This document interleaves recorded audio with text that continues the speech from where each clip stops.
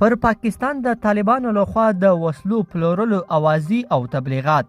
بلخوا د دفاع وزیر ملا یعقوب د دغه خبرو په اړه تازه څه ویلي دي. کورنۍ چارو وزارت څه غبرګون ښودلی دی. طالبانو تازه د وسلو د پلورلو په اړه څه ویلي دي. جزئیات په ویډیو کې راسره وګورئ او چینل سبسکرایب کړئ. لیدونکو السلام علیکم.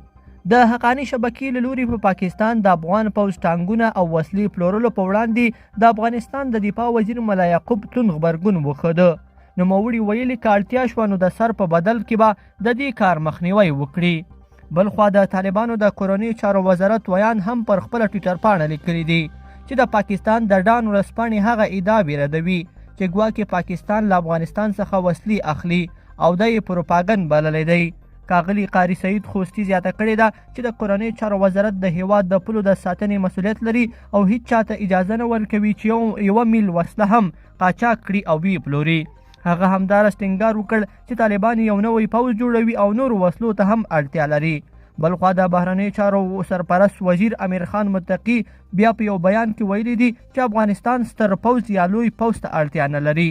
ښاغلي امیر خان متقي ویلي دي چې په دغه پوځ کې به پخوانیو سرتیرو ته ځای نه وي. لیدونکو په دې هیله چې دا مطلب به مو راسره تر پایه پورې لیدلی وي. که مو ویډیو خوښه شوې ویډیو لایک کړئ، د سره او چینل سبسکرایب کړئ. تر بیا ښه وخت.